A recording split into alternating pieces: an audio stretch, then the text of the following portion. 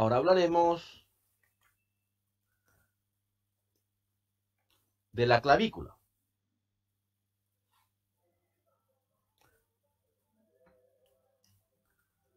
Acá estamos observando a la clavícula derecha. Este es un hueso plano, alargado, que configura la forma de una S itálica, con una extremidad external o medial y una extremidad lateral o acromial más ancha, con una cara superior, una cara inferior, un borde posterior, un borde anterior. Acá observamos la cara superior de la clavícula y acá la cara inferior de la clavícula. Su borde anterior, su borde posterior. Y esta es la ubicación entonces formando la cintura pectoral. Se articula medialmente con la escotadura clavicular del manubrio del esternón y lateralmente con el acromión de la escápula. Y estas son sus inserciones musculares. En esta cara superior podemos observar la inserción del músculo pectoral mayor, que es este, que ahora nos interesa porque es un músculo del tórax, y también la inserción del músculo deltoides. Este es el músculo deltoides. También observamos aquí la inserción de un músculo del cuello que se denomina esternocleidomastoideo. Y aquí termina, por eso está pintado de azul, un músculo que proviene también del cuello, que es el músculo trapecio. En su cara inferior seguimos observando la inserción del pectoral mayor y del músculo deltoides. Y observamos en su cara inferior un surco que es para el músculo subclavio. Y aquí observamos también en su cara inferior un sitio donde se inserta el ligamento condrocostoclavicular, parte de la articulación esternoclavicular. Y en su extremidad su extremidad acromial, en la cara inferior, observamos también los sitios de inserción de dos ligamentos, que es el ligamento conoideo y trapezoideo, que vamos a ver enseguida. Aquí está lo que estuvimos hablando. En cuanto a la escápula, aquí estamos observando a la escápula, que es un hueso plano de forma triangular con una base superior y un vértice inferior. A esto se denomina también ángulo inferior. Luego tenemos un ángulo superior o superomedial. Y luego tenemos también el otro ángulo ocupado por la cavidad glenoidea, que es una superficie articular para la articulación glenohumeral. Estamos observando aquí la cara anterior de la escápula, que es una fosa cóncava que se denomina fosa subescapular. Aquí vamos a encontrar el foramen nutricio del hueso. En esta fosa se inserta un músculo que se denomina músculo subescapular. Podemos observar también acá el borde medial que se origina en el ángulo superior hasta el ángulo inferior. Luego observamos el borde superior. Este borde superior está interrumpido por una escotadura profunda que se denomina escotadura de la escápula. De ese borde lateral de la escotadura de la escápula parte lo que se denomina apófisis coracoides, una saliente ósea muy grande que se denomina entonces apófisis coracoides. Volveremos a hablar de esto. Un borde lateral que se origina a nivel de la cavidad glenoidea. La cavidad glenoidea es la superficie articular que se une al resto de la escápula por lo que se denomina cuello de la escápula. De ahí parte este borde lateral, también denominado borde axilar, que termina formando el ángulo inferior con el borde medial. Aquí observamos la cara posterior. Esta cara posterior está dividida por la espina de la escápula. La espina de la escápula se origina en el borde medial. Por eso a este borde medial también se le denomina borde espinal. Existe una superficie triangular donde se origina la espina. La espina de ahí toma una dirección oblicua hacia arriba y hacia afuera. Ya es la espina. Luego, por encima de la cavidad glenoidea, se ensancha, sobresale hacia afuera, lateralmente a la cavidad glenoidea, y forma lo que se denomina acromión de la escápula. Queda entonces encima de la espina una fosa pequeña que se denomina fosa supraespinosa. En esta fosa cóncava supraespinosa se inserta el músculo supraespinoso y queda una fosa grande, cóncava también, debajo de la espina que se denomina fosa infraespinosa, donde vamos a encontrar el foramen nutricio. Aquí se insertan varios músculos, pero principalmente el músculo infraespinoso.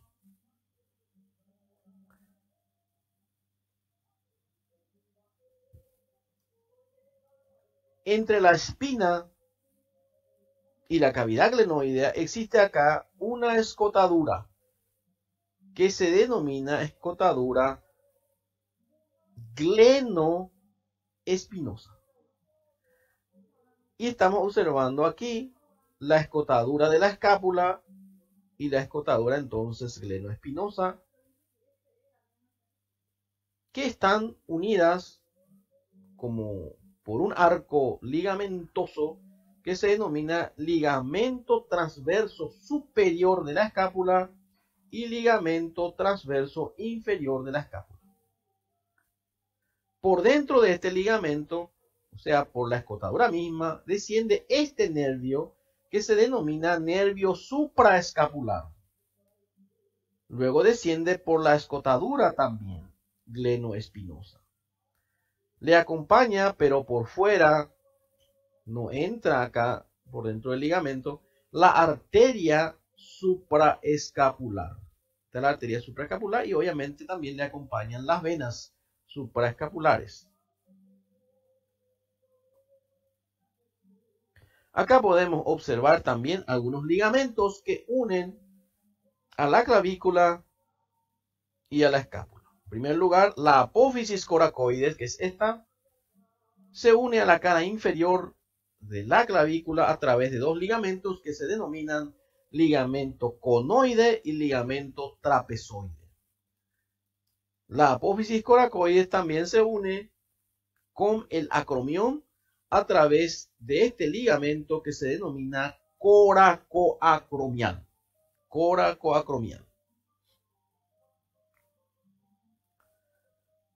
Esta es la posición de la escápula con respecto a la caja torácica. Observamos acá entonces el borde medial o espinal por la presencia de la espina. Borde lateral o axilar, porque acá ya va a estar la axila. Ángulo inferior que se ubica a nivel del séptimo espacio intercostal. Vamos a contar primero, segundo, tercero, cuarto, quinto, sexto, séptimo espacio intercostal. El ángulo superior se encuentra a nivel de la segunda costilla. Fosa supraespinosa, fosa infraespinosa. Acá se observa la escotadura glenoespinosa. Este es el acromión y acá se puede observar adelante la apófisis coracoides. De vuelta observamos aquí entonces la escotadura de la escápula y la escotadura glenoespinosa. Y observamos aquí la arteria supraescapular. También estamos observando que en la fosa supraespinosa se inserta este músculo que es el músculo supraespinoso. Y acá en la fosa infraespinosa, este músculo que es el músculo infraespinoso. También allí se inserta este músculo que es el redondo mayor Y un poco más arriba, este más pequeño que se denomina redondo menor. Entonces tenemos músculo supraespinoso, que es este, músculo infraespinoso, redondo menor, redondo mayor. Todos se insertan en esta cara posterior de la escápula.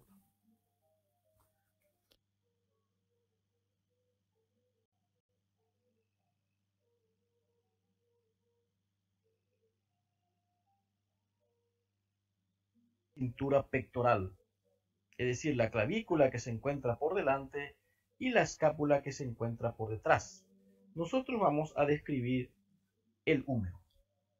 El húmero es el hueso largo del brazo que presenta, como todo hueso largo, un cuerpo o diáfisis y dos epífisis, una epífisis o extremidad superior o proximal y una epífisis inferior o distal. Se describe en este hueso, que es prácticamente rectilíneo, una cara anterolateral, una cara anteromedial y una cara posterior.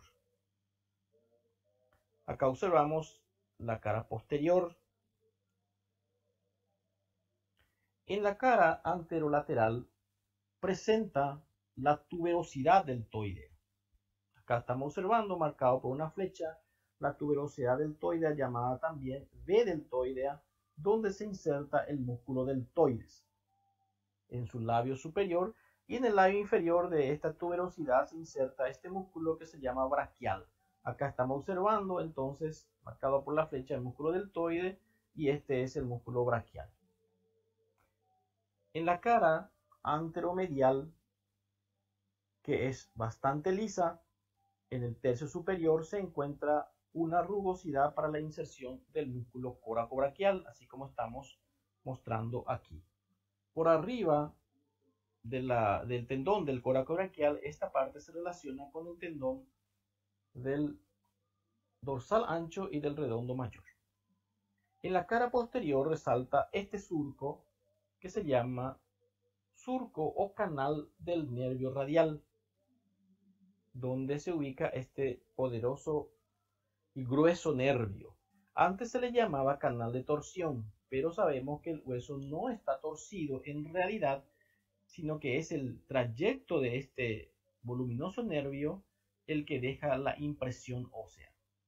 Junto con el nervio pasan los vasos braquiales profundos.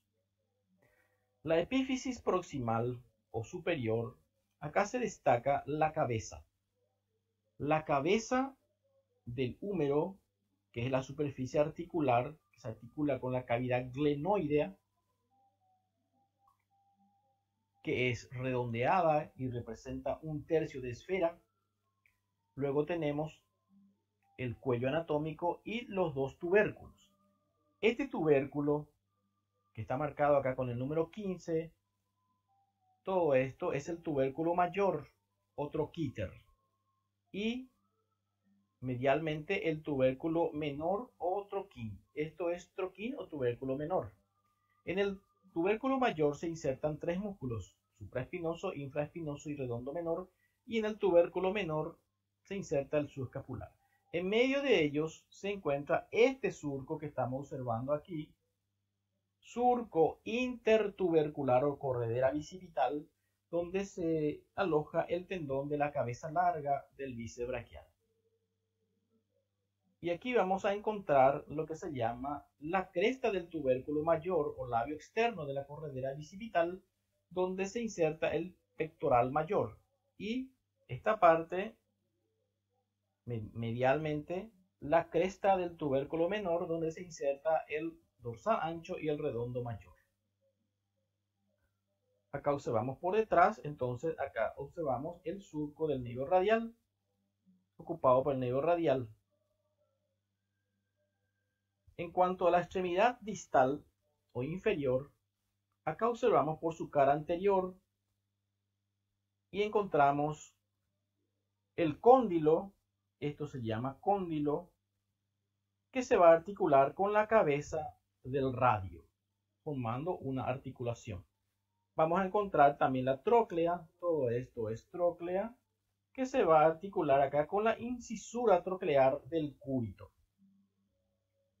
Encima de la tróclea encontramos la fosa coronoidea, medialmente el epicóndilo medial, lateralmente el epicóndilo lateral.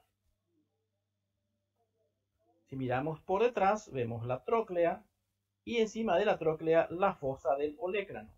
Esta es la fosa del olecrano, donde se va a ubicar el olecrano del cúbito con el antebrazo en extensión. Acá entonces podemos observar la extremidad inferior o distal en su cara anterior con los detalles anatómicos que ya hemos descrito.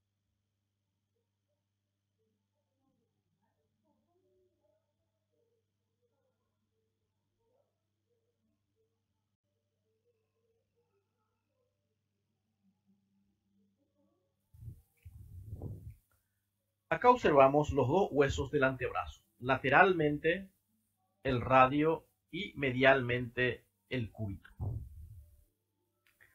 unidos por la membrana interósea. El radio, que es un hueso largo, consta de una diáfisis o cuerpo y una epífisis proximal o superior y una epífisis distal o inferior. Tiene una cara anterior, que observamos aquí, una cara lateral y una cara posterior. La extremidad superior, aquí se destaca la cabeza con una pequeña cavidad articular para el cóndilo del húmero, el cuello, la tuberosidad del radio que estamos observando aquí. Toda esta área se llama tuberosidad del radio o tuberosidad bicipital porque presta inserción al tendón terminal común del bíceps braquial. En su extremidad inferior es bastante voluminosa, participa en la articulación radiocarpiana.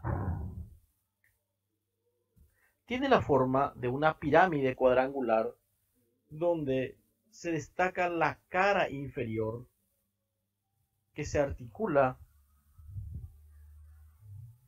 con el hueso escafoides y medialmente con el hueso semilunar.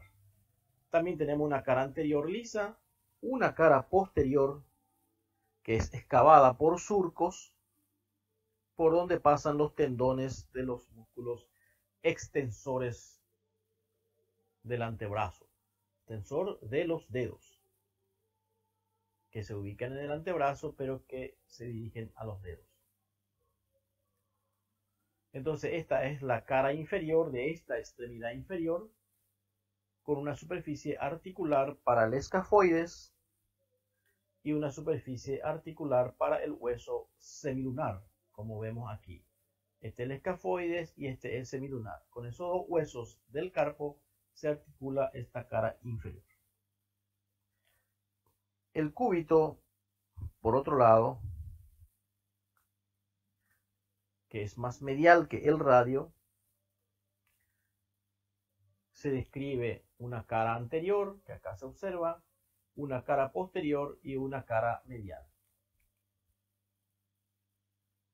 La extremidad superior se destaca la presencia de la incisura troclear para la articulación con la tróclea, la incisura radial para la articulación con el radio que observamos aquí, y esta rugosidad, esta área de rugosidad que es para la inserción del músculo braquial y el olecrano. En cuanto a los huesos del carpo,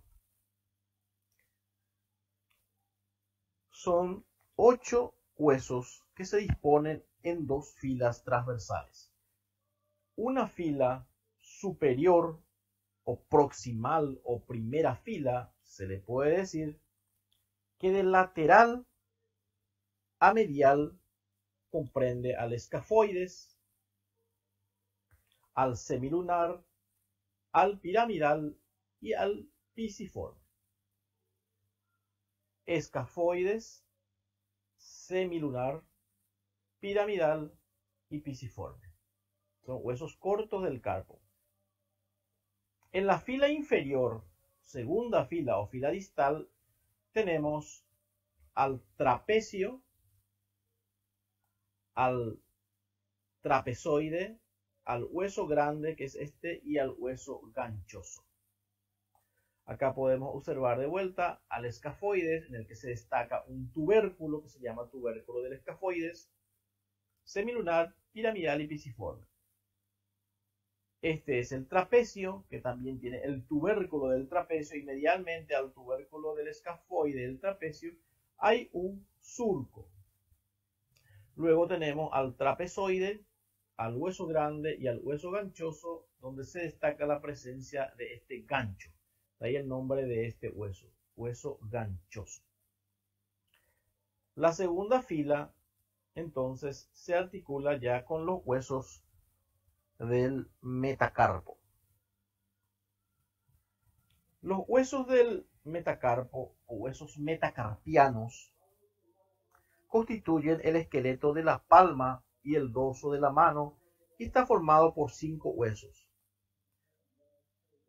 Se articulan con los huesos de la segunda fila del carpo y se los denomina primer metacarpiano al quinto metacarpiano, yendo del pulgar hacia el meñique. O sea que este es el primer metacarpiano, el que corresponde al pulgar, y el quinto es el que corresponde al meñique. Son huesos largos que describimos, donde describimos una base que se articula con los huesos del carpo, un cuerpo y una cabeza que se articula ya con las falanges proximales. Y hablando de falanges, tenemos las falanges proximales, que también vamos denominando desde el pulgar como hueso, como falanges proximales, pero el pulgar no tiene después falange media. Los demás van a tener falanges medias. O sea, falange media del segundo, del tercer y del cuarto y del quinto, del segundo, tercero, cuarto y quinto dedo.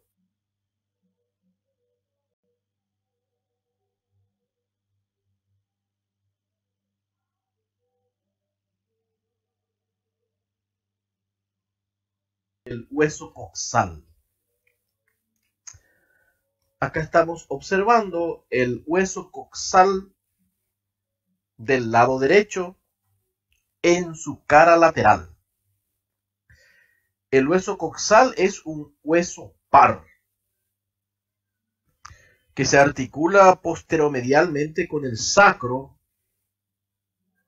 y adelante con su homólogo del lado opuesto, y también en sentido lateral con la cabeza del fémur. Primitivamente este hueso está constituido por 3 piezas o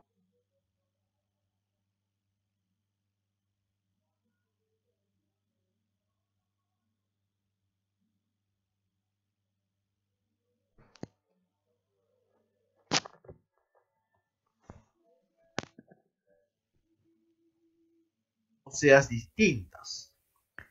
El pubis, que aquí está pintado de color rojo,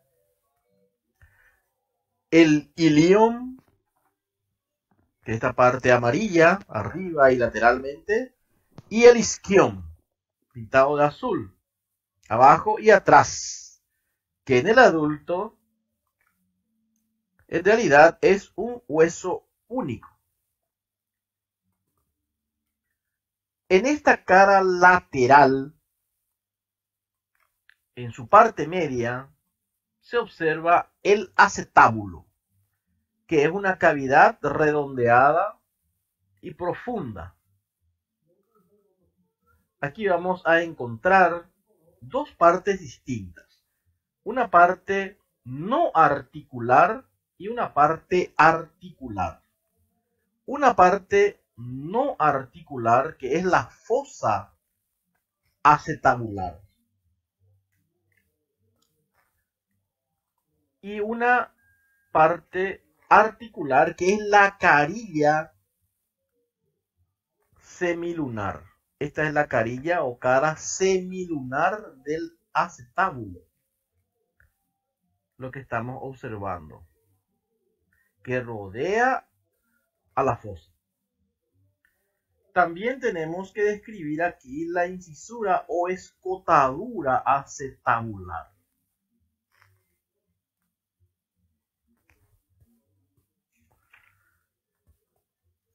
Y un poco arriba, a nivel ya del guión, vamos a encontrar lo que se denomina la cara glútea.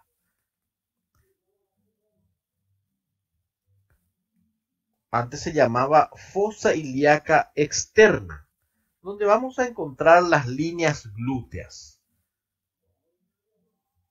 Esto vamos a describir mejor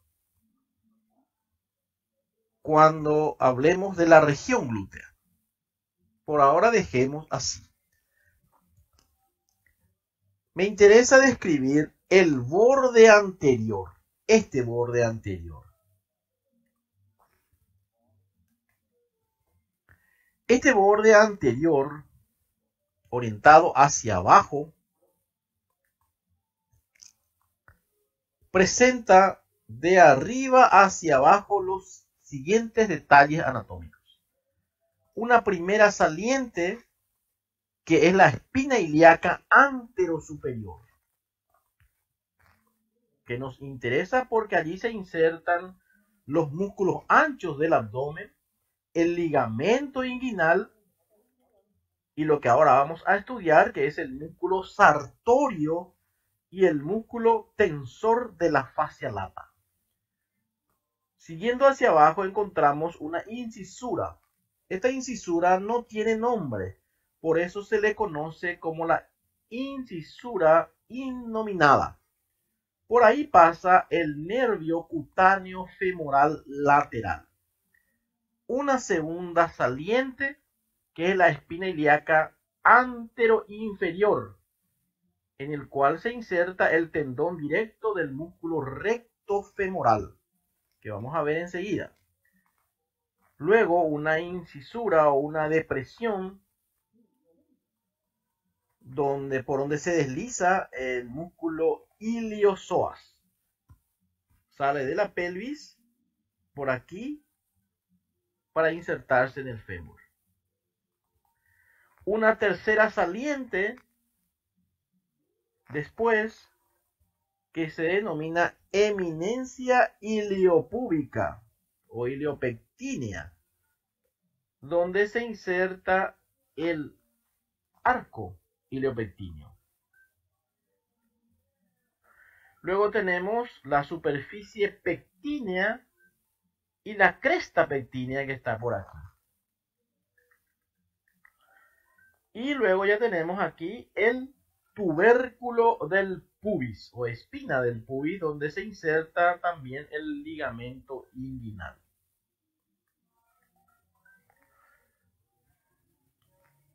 Más adelante describiremos con detalles el borde posterior, cuando hablemos precisamente de la región glútea.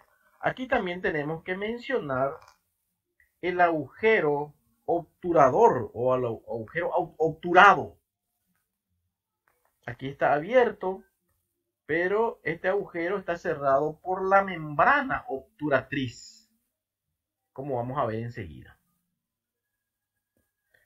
También vamos a describir acá en el pubis lo que se denomina rama inferior y rama superior. Y cuando se articula así con el isquión, a esto se le denomina rama isquiopubiana. Rama isquiopubiana en conjunto, constituido por el isquion y por la rama inferior del pubis. Acá estamos observando la cara medial o la cara interna. Aquí vamos a encontrar la fosa ilíaca, donde se inserta el músculo ilíaco. Y acá tenemos lo que se denomina la línea arqueada. Esta línea arqueada es el límite entre lo que se denomina pelvis mayor y pelvis menor. La eminencia iliopúbica también se ve bien acá, continuando a la línea arqueada. Y acá vemos el agujero obturador o obturado, que en su parte superior e interna forma lo que se denomina el surco o canal obturador. Y acá volvemos a ver la rama inferior del pubis y la rama del isquion, que forman la rama isquiopubiana.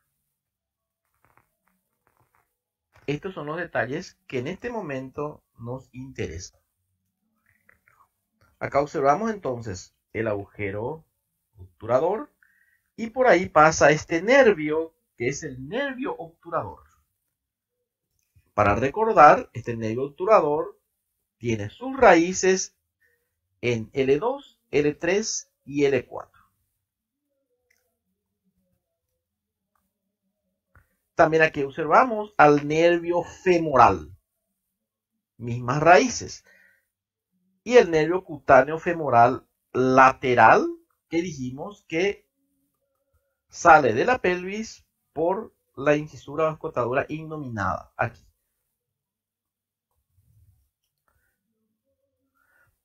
Acá volvemos a ver el canal obturador. Ese agujero obturado está obturado por la membrana obturatriz y acá vemos el músculo obturador interno. Pero persiste acá el canal obturador, donde encontramos este paquete vasculonervioso. El nervio obturador por arriba, la arteria obturatriz en el medio y la vena obturatriz inferiormente. Nervio, arteria y vena. Aquí podemos observar a la arteria obturatriz, que es esta rama de la arteria ilíaca interna. Y por otro lado, aquí observamos a la arteria ilíaca externa, que emite la arteria epigástrica inferior. Entre la arteria epigástrica inferior y la arteria obturatriz existe una anastomosis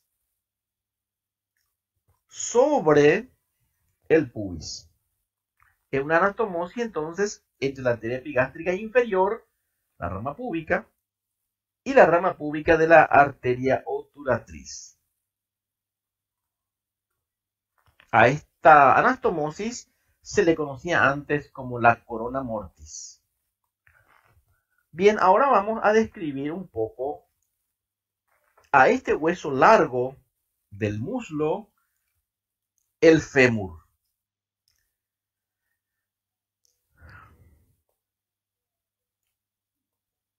Como todo hueso largo, en el fémur se considera un cuerpo y dos extremidades, la epífisis superior y la epífisis inferior. Acá estamos observando por delante y aquí miramos por detrás. Este es el fémur del lado derecho. Acá describimos en el cuerpo una cara anterior, una cara lateral y una cara medial. Y aquí estamos viendo lo que se denomina borde posterior o línea áspera. Este es el borde posterior o línea áspera. ¿Qué a nosotros nos interesa? porque este borde posterior es bastante grueso y rugoso.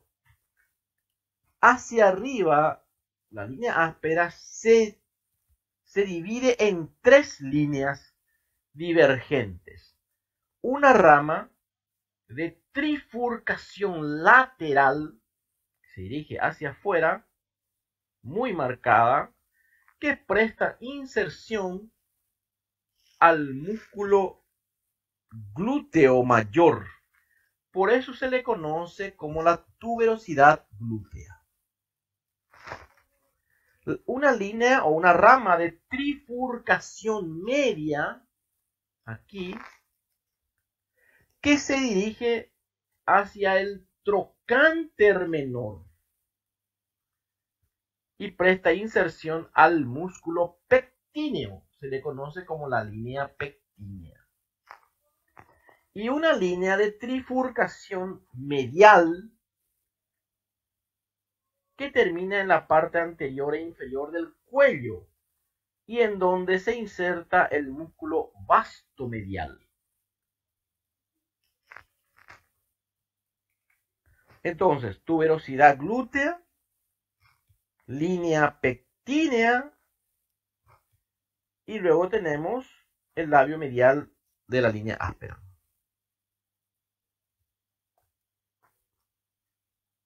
Hacia abajo, la línea áspera también se divide, pero se divide en 2 ramas. Acá estamos observando una línea que se denomina línea supracondílea lateral y una línea que se llama línea supracondílea medial. Y en medio de las 2 líneas, la cara poplítea de este hueso.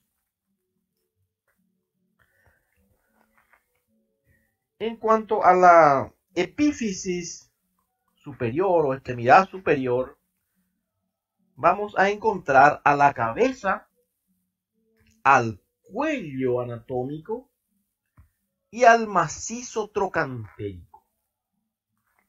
La cabeza es redondeada, presenta aproximadamente los 2/3 de una esfera. Se orienta hacia arriba, medialmente y un poco hacia adelante. Acá estamos observando por detrás.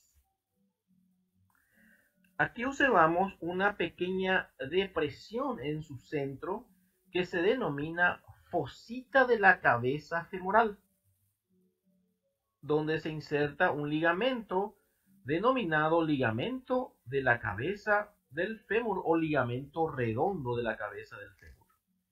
El cuello anatómico es como un cilindro aplastado de adelante hacia atrás.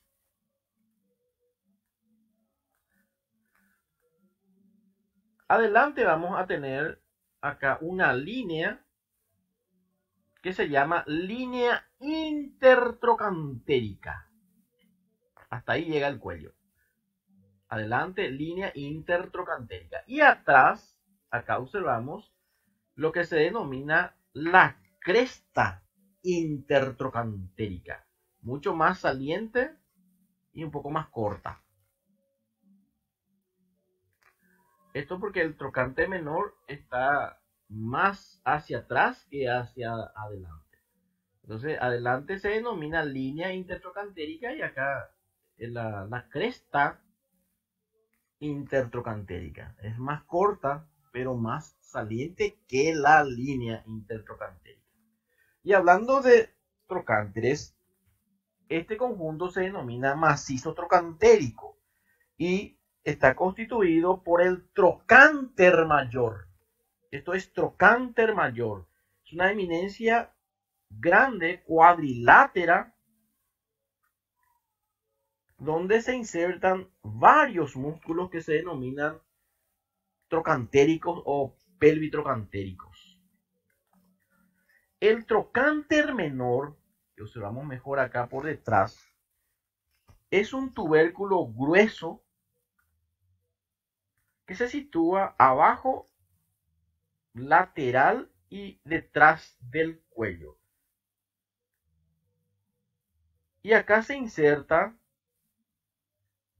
el tendón del músculo iliosoas.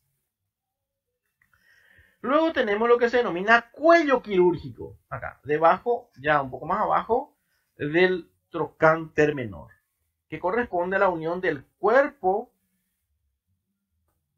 con el macizo trocantérico. Acá volvemos a observar entonces por delante, por detrás y acá en su vista medial. De la epífisis inferior nos ocuparemos más adelante en otra clase. Acá observamos de vuelta la línea áspera con su labio medial, labio lateral, sus 3 líneas de trifurcación superior y sus 2 líneas de bifurcación inferior. Y acá ya estamos observando al fémur que se articula con el coxal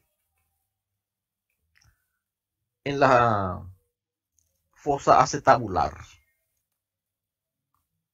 O sea, en el acetábulo, quiero decir. Y estamos observando aquí los ligamentos que unen a esa articulación. Y fíjense cómo se inserta aquí a nivel de la línea trocantérica adelante. Algunos se insertan en el pubis, otros en el ileum y otros en el isquion. Por eso se denomina ileofemoral, pubofemoral e isquiofemoral. Que se observa mejor aquí. Y aquí podemos observar el acetábulo con su cartílago y lo que se denomina rodete o labrum acetabular, que amplía esta cavidad.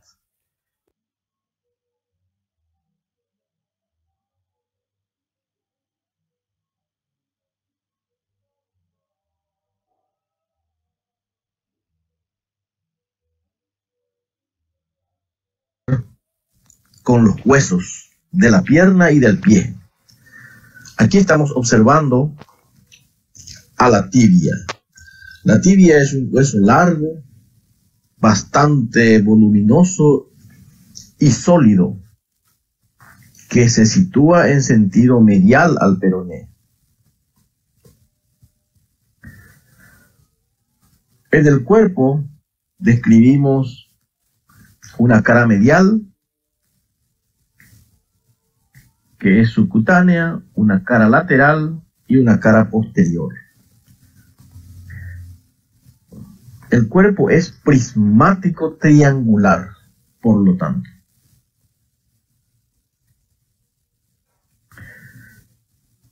En su conjunto no es del todo rectilíneo, como estamos observando. Es un poco cóncava lateralmente y luego en sentido medial. La cara subcutánea es la cara medial. En su parte superior se inserta los tendones que forman la pata de ganso, es decir, el sartorio, el grácil y el músculo semitendinoso. La cara lateral, que también observamos aquí, es cóncava arriba en sus 2 tercios superiores. Y aquí se inserta el músculo tibial anterior. Luego se vuelve convexa un poco más abajo. Por aquí se deslizan, no se insertan, se deslizan los tendones extensores de los dedos. La cara posterior, que es esta,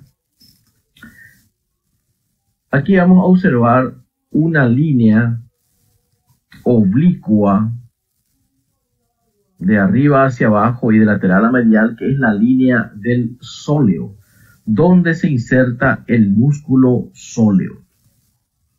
La línea del sóleo divide a esta cara en una parte superior en relación con el músculo popliteo y una parte inferior que presenta una cresta vertical medial a la cual se inserta el músculo flexor largo de los dedos y también el músculo tibial posterior.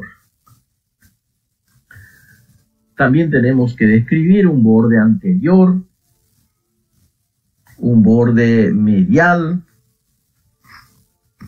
y un borde que es el borde interóseo,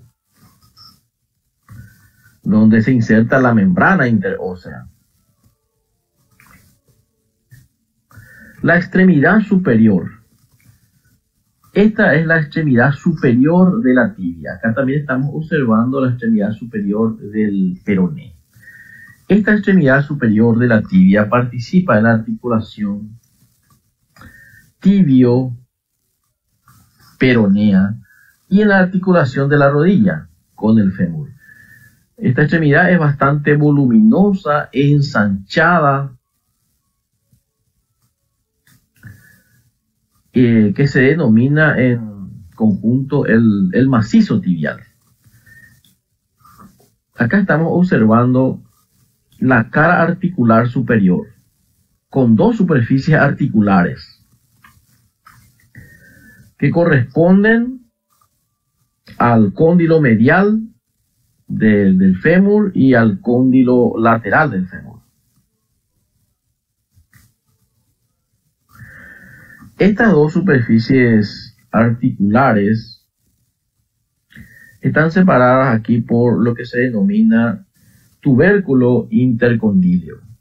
El tubérculo intercondíleo medial y el tubérculo intercondíleo lateral. Y entre estos dos encontramos las áreas intercondíleas anterior y área intercondílea posterior.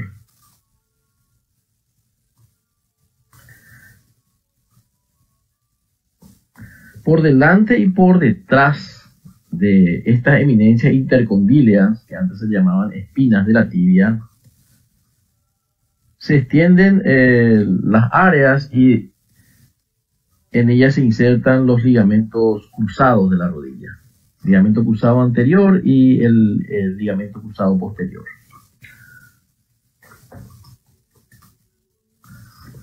Los cóndilos tibiales, podemos observar aquí el cóndilo medial y el cóndilo lateral. El cóndilo lateral presenta en su parte posterolateral una cara articular para el peroné.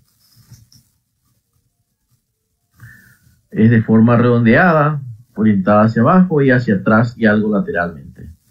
El cóndilo medial, que es más desarrollado que el cóndilo lateral, presenta en su parte posterior una impresión rugosa para la inserción del tendón del semimembranoso.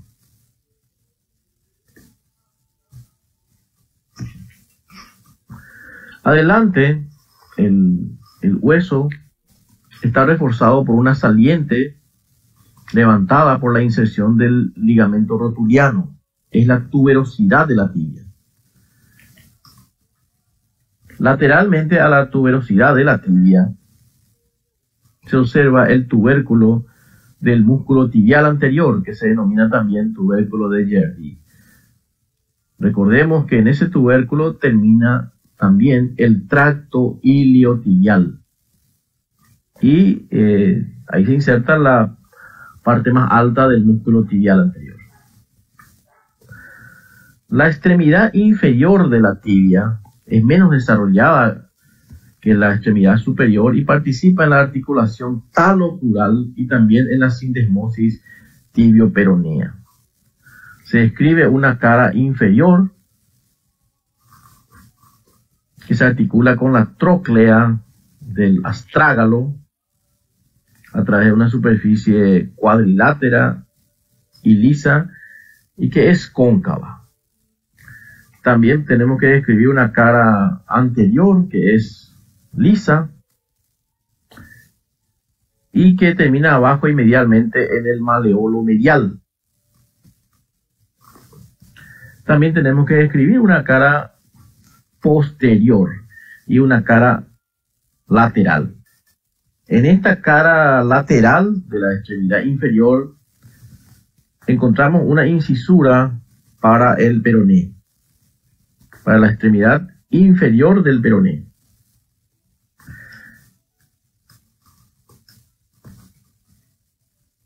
Acá observamos entonces la unión entre la extremidad superior de la tibia y la extremidad superior del peroné, y también aquí abajo, y la membrana interósea que une a ambos huesos. El peroné, por su parte, es un hueso mucho más débil, más fino, que se sitúa en forma lateral en relación a la tibia y que desciende también un poco más que la tibia en la articulación talocrural. Como ya dije, es un hueso delgado, largo, y que se articula con la tibia por sus dos extremidades y también en su diáfisis a través de la membrana interósea. También se describen tres caras, una cara lateral, una cara medial y una cara posterior. Y también tres bordes, los cuales a veces es difícil de distinguir. La extremidad superior también se denomina cabeza del peroné y que presenta un vértice que antes se denominaba apófisis estiloides del peroné. Ahora le llamamos vértice de la cabeza. En el vértice de la cabeza, y un poco delante de él, se inserta el tendón común del bíceps femoral. Y en la cara lateral de la cabeza se inserta el músculo peroneo largo, como vamos a ver enseguida. Luego se describe el cuello, cabeza, cuello, y después ya viene la diáfisis o cuerpo del peroné. En cuanto a la extremidad inferior, que también observamos aquí, se ubica en sentido lateral a la articulación talocrural, forma lo que se denomina maleolo lateral. Este maleolo lateral está en un plano más posterior que el maleolo medial y también desciende un poco más que el maleolo medial.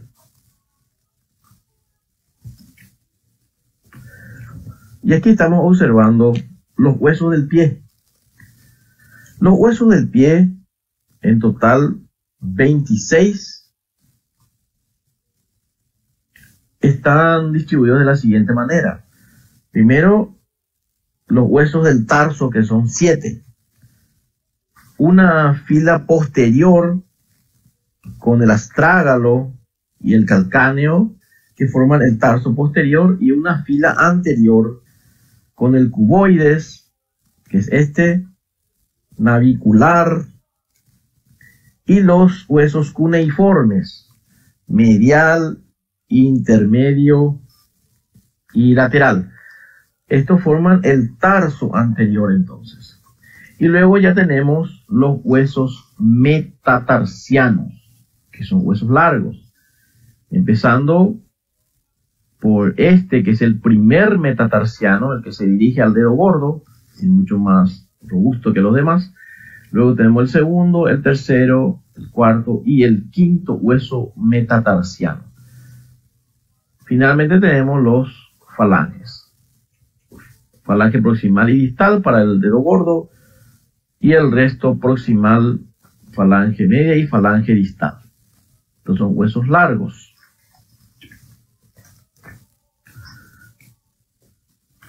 En cada uno de estos huesos metatarsianos se describe una base, un cuerpo y una cabeza.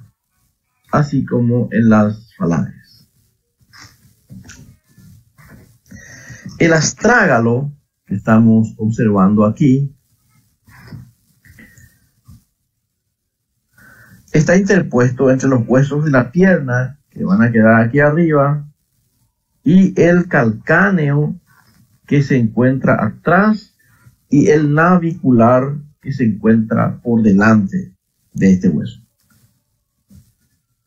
Este hueso es el único que no presenta inserciones musculares. Tenemos que describir un cuerpo que es voluminoso, un cuello ensanchado y una cabeza dirigida hacia adelante, hacia el hueso navicular. Tenemos que describir una cara superior, una cara inferior, una cara lateral, una cara medial, una cara posterior y una cara anterior. La cara superior, que es lo que estamos observando aquí, es convexa de adelante hacia atrás y cóncava en sentido transversal. Forma la tróclea astragalina, o tróclea talar, teniendo en cuenta que talus también es el otro nombre de este hueso, talus o astrágalo.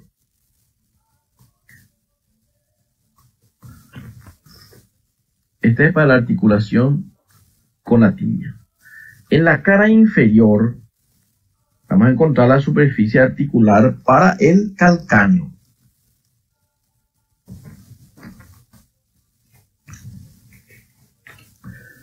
En la cara lateral, que vamos a observar aquí,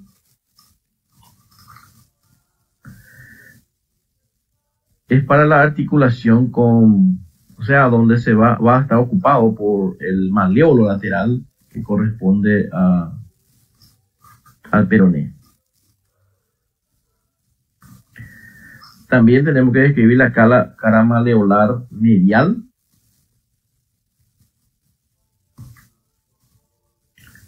que es menos elevada que la cara lateral, que presenta una superficie articular para el maleolo medial, que corresponde a la tibia, y que se continúa hacia arriba con la tróclea astragalina. Y la cara posterior, que es simplemente un borde que se interpone entre las caras superior e inferior. Por esa cara posterior va a pasar el tendón del músculo flexor largo del dedo gordo.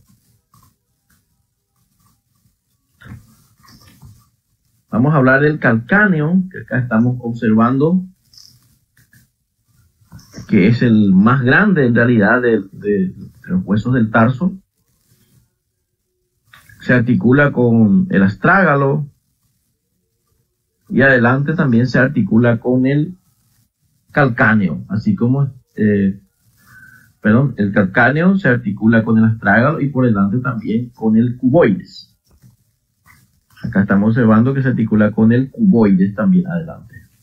Esta es la articulación. En el calcáneo se describe una cara superior, que estamos observando aquí, una cara inferior, una cara lateral y una cara medial. Esta cara superior presenta las carillas articulares para el astrágalo, como estamos observando aquí. Y la cara inferior, que es bastante irregular, que estamos observando, donde se observan los procesos lateral y medial de la tuberosidad calcánea. Acá está la apófisis o proceso lateral de la tuberosidad de calcáneo, y ahí estamos observando la apófisis medial.